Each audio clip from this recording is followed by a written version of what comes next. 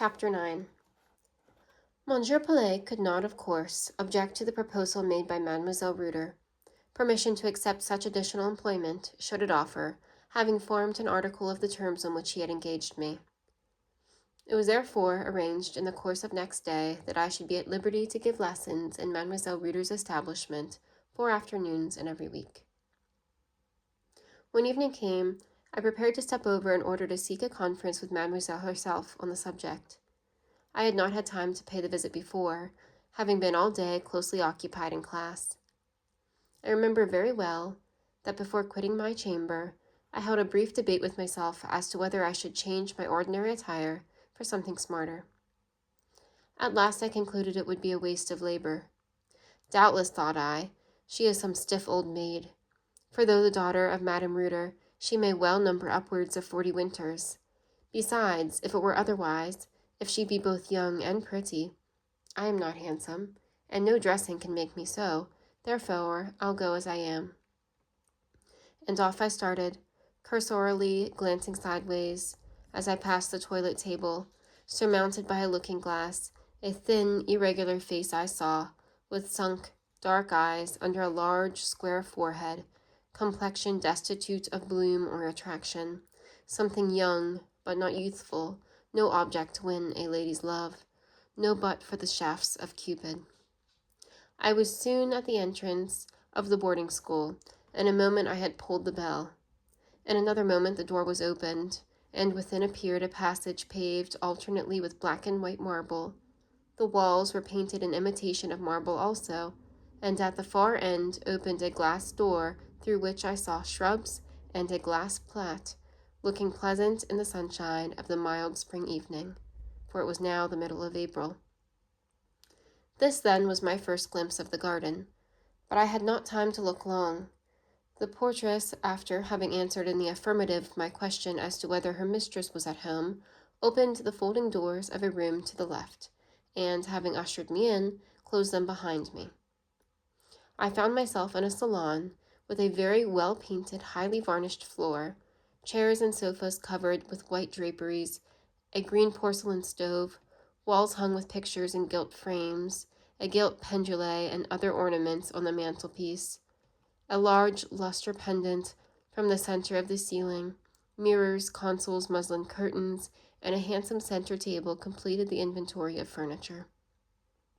All looked extremely clean and glittering, but the general effect would have been somewhat chilling had not a second large pair of folding doors, standing wide open and disclosing another and smaller salon, more snugly furnished, offered some relief to the eye. The room was carpeted, and therein was a piano, a couch, a chiffonier. Above all, it contained a lofty window with a crimson curtain, which, being undrawn, afforded another glimpse of the garden, through the large clear panes, round which some leaves of ivy, some tendrils of vine, were trained. Monsieur Crimsworth, ne sapes? Said a voice behind me, and startling involuntarily. I turned. I had been so taken up with the contemplation of the pretty little salon that I had not noticed the entrance of a person into the larger room. It was, however, Mademoiselle Reuter who now addressed me, and stood close beside me, and when I had bowed with instantaneously recovered sang-froid, for I am not easily embarrassed, I commenced the conversation by remarking on the pleasant aspect of her little cabinet and the advantage she had over Monsieur Pelet in possessing a garden. Yes, she said. She often thought so, and added, "It is my garden, monsieur, which makes me retain this house. Otherwise I should probably have removed to larger and more commodious premises long since. But you see, I could not take my garden with me, and I should scarcely find one so large and pleasant anywhere else in town." I approved her judgment. "But you have not seen it yet," said she, rising. "Come to the window and take a better view." I followed her.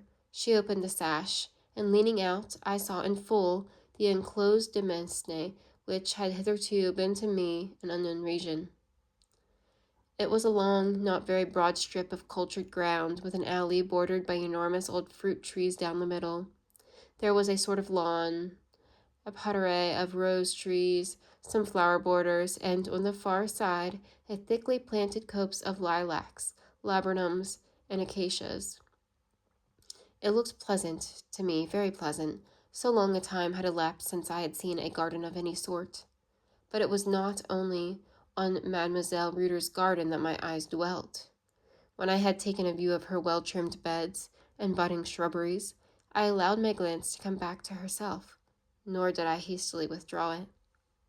I had thought to see a tall, meager, yellow, conventual image in black, with a close white cap bandaged under the chin like a nun's headgear, whereas there stood by me a little and roundly formed woman, who might indeed be older than I, but was still young.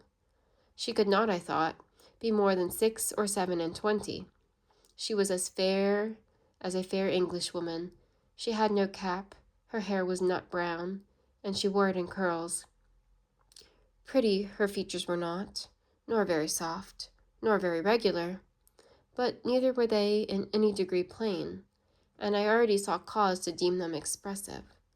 What was their predominant cast? Was it sagacity? Sense? Yes, I thought so. But I could scarcely as yet be sure. I discovered, however, that there was a certain serenity of eye and freshness of complexion most pleasing to behold. The color on her cheek was like the bloom on a good apple, which is as sound at the core as it is red on the rind. Mademoiselle Reuter and I entered upon business.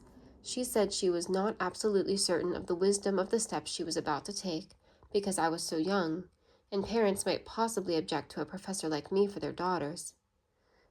But it is often well to act on one's own judgment, said she, and to lead parents rather than be led by them. The fitness of a professor is not a matter of age, and from what I have heard and from what I observe myself, I would much rather trust you than Monsieur Ledru, the music master, who is a married man of near 50.